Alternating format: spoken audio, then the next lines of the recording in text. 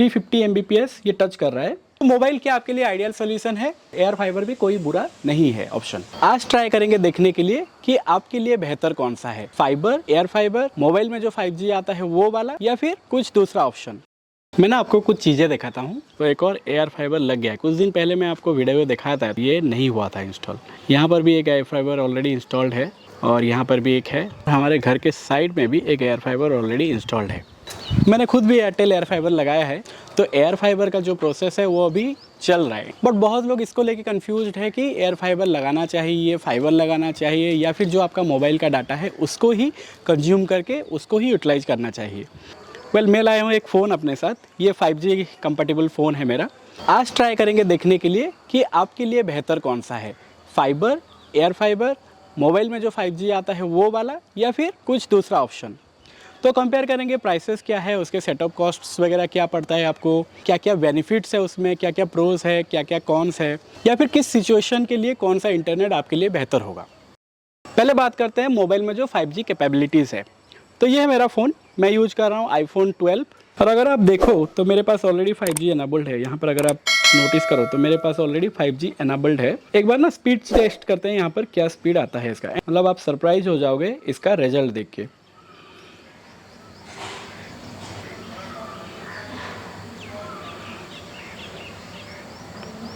तो almost 350 Mbps ये touch कर रहा है। सो डाउनलोड ऑलमोस्ट 350 ये टच कर रहा है एंड अपलोड अराउंड 20-21 स्पीड आ रहा है।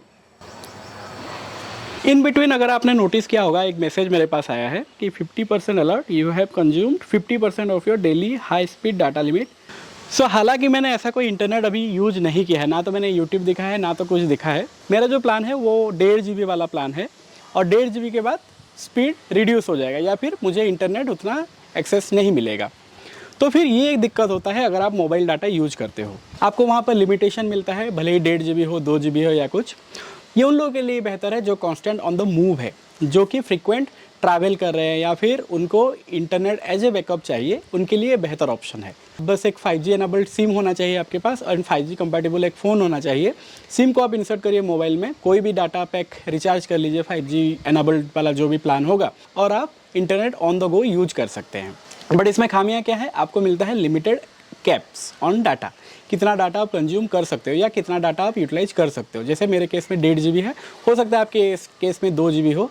एंड पर डे अगर लिमिट देखें तो रेगुलर यूजर्स के लिए ये बहुत मुश्किल हो जाएगा। अगर आप हल्का पुल्का इंटरनेट एक्सेस कर रहे हो या फिर हल्का पुल्का यूज कर रहे हो तब तो ठीक है, आप यूज कर पाओगे। लेकिन अगर आपका हाई नीड है ऑफ इंटरनेट, जैसे इन माय केस मुझे थोड़ा सा हैवी अपलोड के लिए चाहिए डाटा, या फिर रिसर्च वगैरह करने के लिए डाटा वगैरह चाहिए, या फिर अगर आप वर्क फ्रॉम होम कर रहे हो या फिर वर्क आपके ऑफिस के लिए कोई ऐसा सेटअप देख रहे हो, तो मोबाइल आपके लिए फिजिबल नहीं होगा। इसमें एक और प्रॉब्लम है, अगर आप ऑन द मूव हो, जैसे घर के डिफरेंट पार्ट्स में, ऐसा नहीं है कि 5G हर जगह सेम मिलेगा। डिपेंडिंग ऑन नेटवर्क कवरेज, आप कितने दूरी से पे हो या कितने यूजर्स यूज कर रहे हैं, उस हिसाब से स्पीड अप डाउन आपका हो सकता है। घर के हर पार्ट पे सेम 5G नेटवर्क आपको नहीं मिलेगा, तो वहाँ पर फ्लक्चुएशन आपको स्पीड में देखने को मिल सकता है। अगर आप हॉटस्पॉट से शेयर कर रहे हो, 3-4 लोग यूज कर रहे हो using your mobile as a hotspot device, तो वहाँ पर भी प्रॉब्लम ये आ जाता है कि मोबाइल भी हीट होता है और आपका जो बैटरी ड्रेनेज है वो भी थोड़ा सा बहुत जल्दी डिप्लीट होता है। तो मोबाइल क्या आपके लिए आइडियल सोल्यूशन है? मे बी नॉट, बट हाँ, अगर आप सिंपल यूज कर रहे हो, सिंपल सर्फिंग वगैरह चाहते हो, सिंपल ब्राउजिंग आप कर रहे हो, ऑन द मूव हो, एज ए बैकअप आप यूज करना चाहते हो, तो मोबाइल यूज आप कर सकते हो।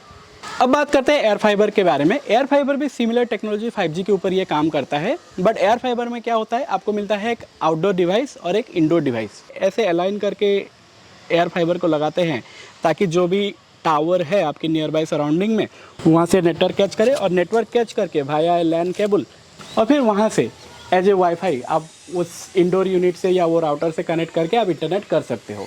अपफ्रंट आपको कुछ कॉस्टिंग पड़ता है ये, अगर आप कोई भी प्लान लेते हो 6 महीने या 12 महीने के लिए, तो इंस्टॉलेशन तो आपका फ्री हो जाएगा, लेकिन अपफ्रंट जो मंथली पेमेंट का चार्ज रहता है वो आपको पे करना होता है। जैसे मेरे केस में मैंने 499 वाला प्लान लिया था, तो मुझे पड़ा टोटल 3002.98, 3003 रुपये मान लीजिए। और फिर उसमें आपका इंस्टॉलेशन फ्री रहता है, आपको मिलता है एक आउटडोर यूनिट, एक indoor unit and 15 metre length का एक लैन केबल, कैट 6 केबल।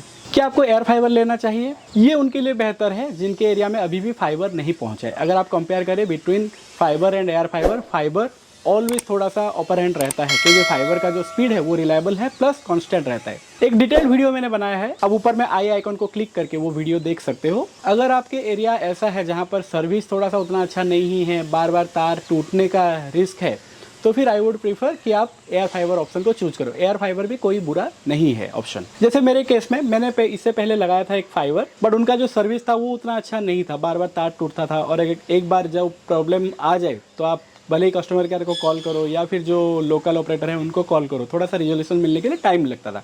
तो इसके चलते मैंने एयर फाइबर ले लिया। सिमिलरली अगर आपके साथ भी वही प्रॉब्लम्स है तो आप एयर फाइबर को चूज कर सकते हो ओवर फाइबर। बट आपके एरिया में अगर फाइबर अवेलेबिलिटी है, कोई रिपीटेड ब्रांड का या अच्छा सर्विस आपको मिल रहा है, तो definitely you should go for fibre. एक बार एयर फाइबर का स्पीड भी चेक कर लेते हैं। एयर फाइबर भी सिमिलर टेक्नोलॉजी के ऊपर काम करता है, वहाँ पर भी एक सिम डलता है और एक बार सेटअप कंप्लीट हो जाए तो ओवर ए मैसेज आपको यूज़र आईडी एंड पासवर्ड आ जाता है। सेम यूज करके आप लॉगिन कर सकते हो, कनेक्ट कर सकते हो अपने राउटर को, और राउटर को कनेक्ट करके फिर आप इंटरनेट एक्सेस कर सकते हो। राउटर के साथ हीटिंग वाला कोई दिक्कत नहीं है, तो राउटर के साथ मल्टीपल डिवाइसेस कनेक्ट करके आप यूज कर सकते हो। चाहे आप स्ट्रीमिंग करो या फिर गेमिंग करो या फिर कोई इंटरनेट सर्विस यूज करो, उसमें कोई लैग या बफरिंग उतना देखने को नहीं मिलेगा as compare to your mobile device. Same चीज अगर आप मोबाइल के साथ मल्टीपल डिवाइस कनेक्ट करके यूज करना चाहो तो वहां पर स्पीड ड्रास्टिकली रिड्यूस हो सकता है। तो आपके लिए क्या बेहतर ऑप्शन है?